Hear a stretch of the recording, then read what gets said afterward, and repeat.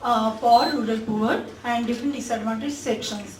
So while doing that, we have realized that there is constant need for good quality manpower, and how to address that, that's a big challenge even within our organization.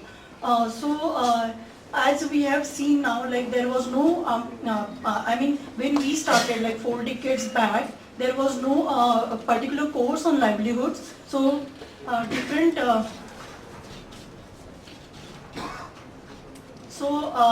whatever manpower that was coming to BIAF, we groomed them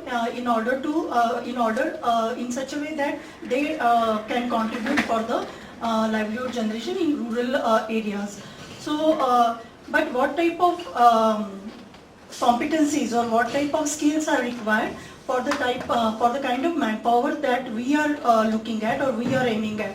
So we thought that the kind of team that we required in order to ensure that we are able to effectively deliver our livelihood objective is team with proper community knowledge, awareness about the contextual needs, the team with the ability to respond quickly to the changing development context, because as we have seen, it's always a response to the given context and also policy changes. I think this has come in many presentations. Team with required sensitivity, attitude, value system, commitments, and also who can understand the beneficiary perspective. Team with proper mix of subject expertise and interdisciplinary knowledge. So, and team with required people skill. So this is kind of lot of skills and lot of things we are expecting from the kind of manpower, but how to ensure that it was kind of challenge.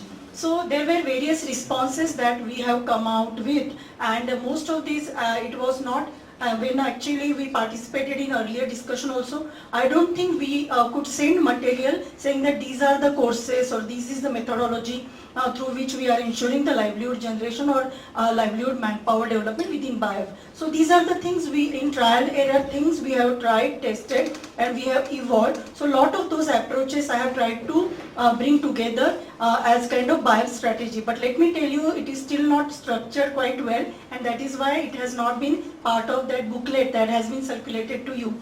So I think internally we have a lot of management development programs, and that is mainly for our staff. So we have staff with heterogeneous background, and most of the trust of BIAF staff, the qualifications of BIAF staff is they are very, very technically sound. So we have team of horticulturalists, team of agriculturalists, team of veterinarians, team of rural management people, social scientists, health professionals. So in terms of subject matter specialization, they are quite good. But when it comes to field application, we need multidisciplinarity or interdisciplinarity, and then different types of other value systems. So that type of cross-learning, sharing, also building perspective, so that type of things are ensured through our management development program and initial induction program.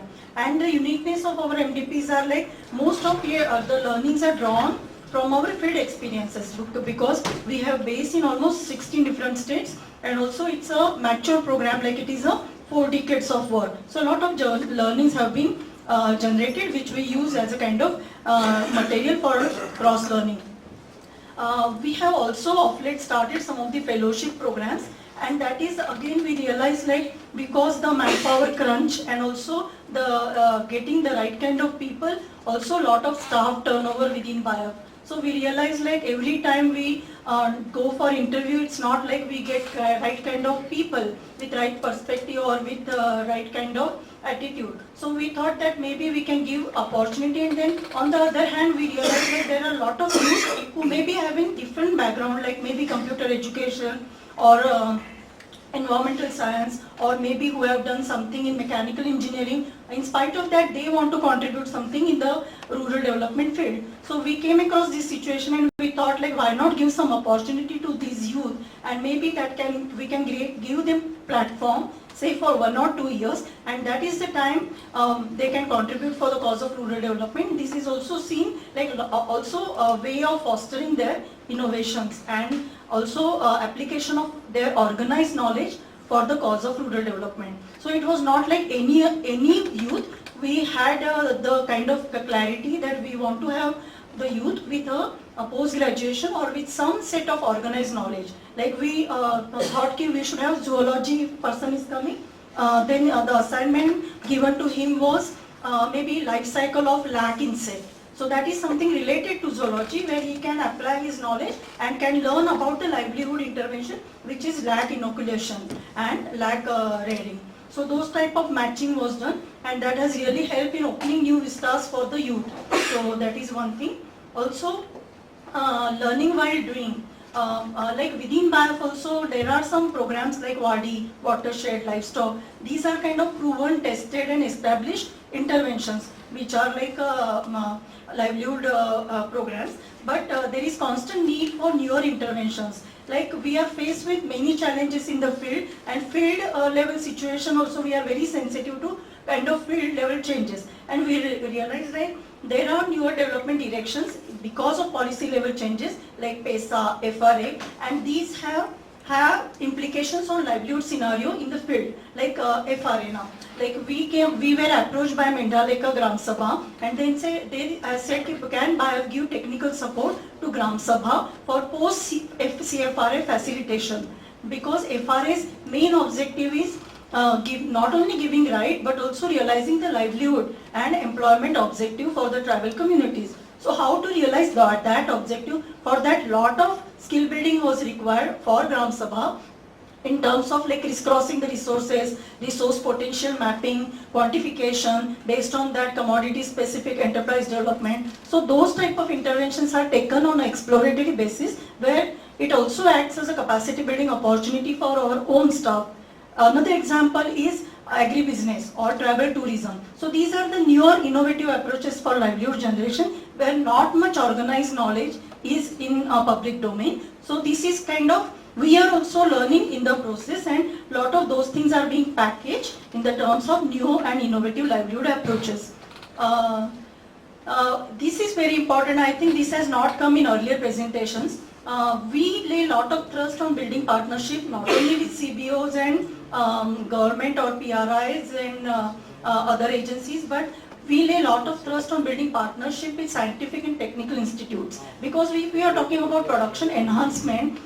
Suppose land-based activity, like yesterday Gopal sir was talking about soil moisture and then root level and then optimizing water per unit of land area. So all that kind of knowledge is required. For that, a person having domain expertise or subject matter speciality only can contribute in terms of scouting of technology, right kind of science and technology introduction. So I think he understands the working or package of practices behind any intervention. Say take livestock, we are working in artificial insemination. So not any person can do that. It's also livelihood intervention. So person who has knowledge about the anatomy of livestock can only do that. So those type of, I think, subject matter speciality is required, and for that we do a lot of partnership with technical institute and scientific institutes. So that is also the thing, and some working partnerships has also been developed with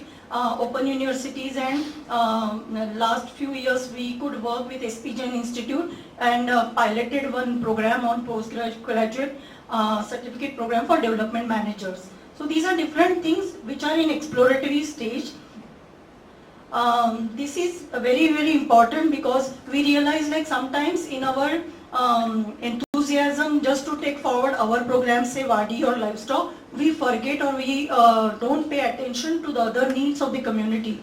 So therefore, and the context is also changing, like for NRLM or NREGS, there is increasingly, or IPP, there is increasingly thrust on need identification or demand generation. So we realize like maybe our field teams are not equipped for identification of need and identifying the holistic need of the communities. Therefore, we are now setting processes and methodologies for building capacities of our field teams for participatory livelihood need identification. So that involves understanding the status of the resources, understanding status of the existing skill set, also some of their useful traditional practices, suppose in tribal areas. Like for example, in tribal areas there is this practice of diversion based irrigation that was there in Nandurbar. So we just intervene in terms of providing some improvisation in their traditional system. So those type of things, what is there existing based on which we can improvise. So those type of interventions are being identified,